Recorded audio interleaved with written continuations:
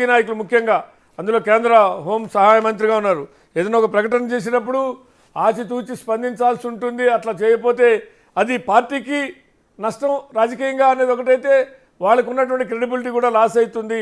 ఆ రకమైనటువంటి ప్రకటనలు చేసి ఆ రకంగా వాళ్ళు పలచన కావడం కానీ పార్టీని నష్టం చేయడం కానీ అని ఇవాళ అదే జరిగిందా అంటే ఏమంటారు?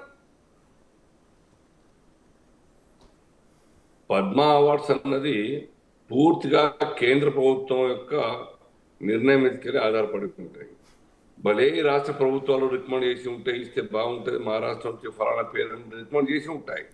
కానీ ఏవో ప్రామాణికాల మీద కొన్ని ప్రమాణాల మీద కేంద్ర ప్రభుత్వం డిసైడ్ చేస్తే వాటిని అనౌన్స్ చేస్తుంది. ఈ రాష్ట్రానికి వచ్చేసరికి గద్దర్ పేరు ప్రతిపాదన రాష్ట్ర ప్రభుత్వం మొత్తంగా కూడా ఓన్ చేసుకుంటా ఉన్నాయి. మనం చూస్తా ఉన్నాం గద్దర్ అవార్డ్స్, ఆ పాత అవార్డ్స్ యొక్క పేరు మార్చి గద్దర్ అవార్డ్స్ పేరు మీద చేయడం జరిగింది. గద్దర్ కూతురికి టికెట్ ఇవ్వడం జరిగింది, వాళ్ళ ఇష్టం. కానీ భారతీయ జనతా పార్టీ వద్దకు వచ్చేసరికి ఈ రాష్ట్రంలో అవిభక్త ఆంధ్రప్రదేశ్ మొత్తంలో కూడాను అట్లయితే దేశవ్యాప్తంగా ఆ యొక్క మూవ్మెంట్కు ఏ రకంగా ఇటువంటి వాళ్ళు ఏ రకంగా మరి సపోర్ట్ చేస్తూ ప్రజల్లో ఒక ఉద్యమ ప్రోకేటివ్ స్టేట్మెంట్స్, పాటలు, కల్చరల్ యాక్టివిటీ ద్వారా యూత్ పెడదారిన పట్టేటువంటి దానికి కారణంగా ఈ రాష్ట్రంలో ప్రత్యేకించి తెలంగాణలో ఎంతో మంది కార్యకర్తలు జాతీయవాదులు ఈ దేశం కోసం భారత్ మాత కోసం పనిచేసేటువంటి ఒక అమాయకంగా కిరాతకంగా చంపబడ్డారు. దానికి కారణాలు ఇటువంటి వాటి కారణాలు ఇటువంటి వ్యక్తుల కారణంగా ఆ యొక్క ఉద్యమానికి మొత్తం సపోర్ట్ దొరకడం కారణంగా ఒకటి వెపన్స్ ఆర్మ్స్ చేత్తో పట్టుకోవడాన్ని ఎవరైనా సమర్థిస్తా అంటే ఆ సమర్థించేది మరి కాంగ్రెస్ పార్టీ కావచ్చు, లేకుంటే మిగతా సోదరులు కావచ్చు, లక్ష్మయ్య గారు కావచ్చు.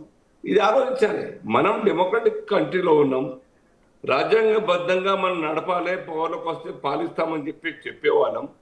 On the other hand weapons లేకుంటే చట్టాలతో చేతులు తీసుకొని మొత్తంగా కూడా మేము నడిపిస్తాం, న్యాయం చేస్తాం అనే మాట్లాడే వాళ్ళకి సపోర్ట్ చేయడం అంటే ఒక్కసారి ఆలోచించండి. విధుల్లో మనమంతా కూడా విత్ డ్యూ రెస్పెక్ట్ దయాకర్ గారికి, లేకుంటే రాకేష్ గారికి, లేకుంటే మల్లయ్య గారికి, లక్ష్మయ్య గారికి ఆలోచించాలి. మనం చదువుకున్న వాళ్ళం.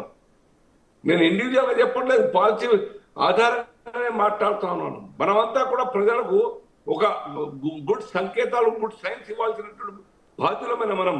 తెల్లారి కాంగ్రెస్ పార్టీ ఎవరైనా చేతితో పట్టుకొని రోడ్డు మీద పరిగెత్తి భయపెట్టిస్తా ఉంటే వరే ఆయన లైన్ ఆఫ్ థింకింగ్ అది వదిలేస్తాం మనం. డెఫినెట్లీ కాంగ్రెస్ గవర్నమెంట్ కూడా అరేంజ్ చేస్తే రోడ్ల మీద వెపన్ పట్టుకునే వాళ్ళను. సో ఆ ఆలోచన మీద కొంచెం డిస్కస్ చేసినట్టయితే ఇవన్నీ కూడా రికమెండ్ చేయకపోవడం మంచిది అనే ఒక అభిప్రాయం వస్తుంది. రికమెండ్ చేసినప్పుడు ఏం చేయాలి?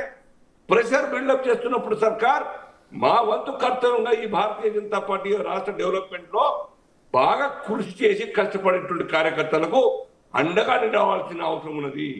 దానికి ఈ నాయకత్వం, మా నాయకత్వం మాట్లాడాల్సిన బాధ్యత మాది. మా ఆవేదన, మా ఆక్రోశం ఈ యొక్క రాష్ట్రం.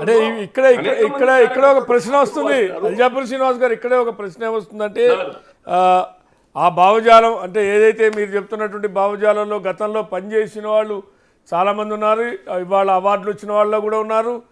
పేర్ల ప్రస్తుతం అనుకుంటే వాళ్ళు కూడా గతంలో ఆ భావజాలంలోనే పనిచేశారు. తర్వాత వాళ్ళు వచ్చి ఇతర ప్రజా ఉద్యమాలని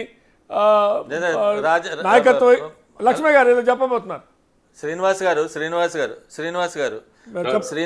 నేను శ్రీనివాస్ గారిని ఒక ప్రశ్న అడుగుతున్నాను.